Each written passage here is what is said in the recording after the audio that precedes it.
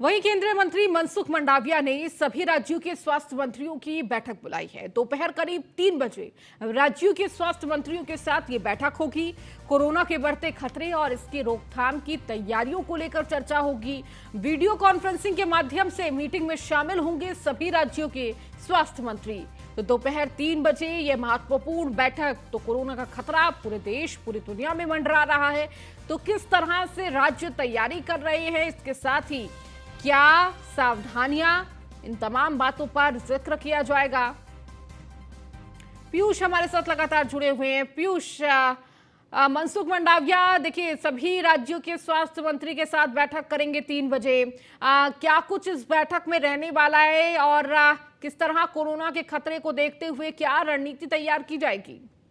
देखिए, अगर हम बात करें तो आज स्वास्थ्य मंत्रालय की ओर से एक बैठक बुलाई गई है। स्वास्थ्य मंत्री मनसुख मंडाविया तमाम राज्यों के जो राज्यों के स्वास्थ्य मंत्री हैं उनके साथ एक बैठक करेंगे। 3 बजे ये बैठक शुरू हो जाएगी और निश्चित रूप से राज्यों की क्या कुछ तैयारी है, कोरोना के नए वेरिएंट जो कि अपना पैर दुनिया के अलग अलग देशों में पसार रहा है, भारत में भी 2-4 केस देखने को मिले हैं, तो उसको लेकर सरकार, खासतौर पर राज्य सरकारों की क्या कुछ तैयारी है। अगर किसी राज्य सरकार के पास किसी चीज की कमी है, चाहे अस्पताल में बेड्स की बात करें या वैक्सीनेशन में अगर हम वैक्सीन की बात करें, तो वो राज्य सरकार या राज्य सरकार के जो स्वास्थ्य मंत्री हैं वो केंद्रीय मंत्री को अवगत कराएंगे कि उनके राज्य में कोरोना से लड़ने के लिए उपकरणों की क्या कुछ संख्या है। इसके अलावा स्वास्थ्य से जुड़े जो कर्मचारी हैं, क्योंकि पिछली बार हमने देखा था कि ज्यादातर अस्पतालों में बेड्स की कमी हो गई थी जब शुरुआती दौर में कोरोना आया था। हालांकि भारत ने समय रहते तमाम चीजों पर काबू पा लिया था, यानी कि बेड्स को भी बढ़ा दिया था और तमाम व्यवस्थाएं की थी। लेकिन इस बार सरकार किसी भी तरीके से रिस्क लेना नहीं चाहती है और यही कारण है कि एक के बाद एक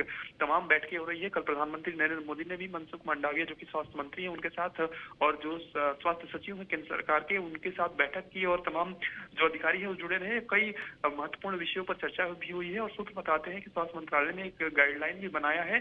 संभवतः जैसे ही अगर कोरोना के केसेस में इजाफा होता है तो उन गाइडलाइंस को भी केंद्र सरकार के स्तर पर लागू करवाया जाएगा और जिसको राज्यों को मानना होगा।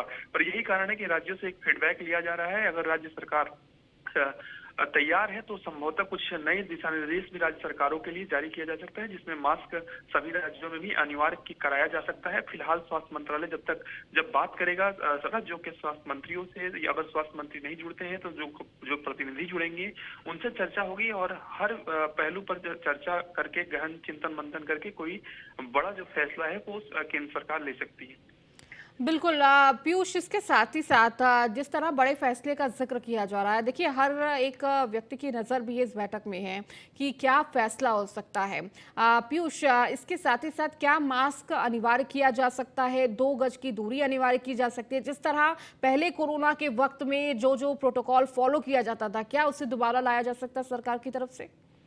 देखिए, अगर हम बात करें तो जो कोरोना का जो नया वेरिएंट है वो काफी खतरनाक है, काफी प्रभावी है। खासतौर पे सबसे बड़ी चिंता का जो विषय है वो ये है कि ये बूस्टर डोज लेने वाले व्यक्तियों पर भी प्रभावी हो जा रहा है। तो निश्चित रूप से इसको देखते हुए कहीं ना कहीं स्वास्थ्य मंत्रालय किसी भी तरीके से रिस्क लेना नहीं चाहेगा और राज्यों के साथ जब बातचीत होगी तो निश्चित रूप से, चाहे स्कूलों को बंद करने की अगर हम बात करें, अगर ऐसी नौबत आती है तो स्कूलों को बंद कराया जाएगा। मास्क आमतौर पे भी अनिवार्य होता है। अगर कोई सरकार दिशा निर्देश नहीं भी जारी करती है तो विशेषज्ञ सलाह देते हैं कि जब भी आप बाहर निकले तो मास्क लगाकर निकले, क्योंकि आपको 2-3 चीजों से आपको इससे नुकसान से बचाएगा। या पॉल्यूशन की बात करें, या कोरोना के खतरे की बात करें, या डस्ट की बात करें, इन सब तमाम चीजों से मास्क बचाता है। ऐसे में अगर कोरोना का केसेस बढ़ने शुरू हो जाएंगे या कोरोना पर सरकार कुछ सख्त एक्शन लेंगे तो सबसे पहला जो कदम होगा वो यही होगा कि मास्क अनिवार्य कर दिया जाए, सैनिटाइजर अनिवार्य कर दिया जाए, 2 गज की दूरी अनिवार्य की जाए। इसके अलावा एक जगह पे ज्यादा संख्या में लोग इकट्ठा ना हो, इसको लिए भी तमाम दिशा निर्देश जारी किए जा सकते हैं, क्योंकि आपने देखा कि हाल ही में ठीक है पीयूष, शुक्रिया इन तमाम जानकारियों को देने के लिए।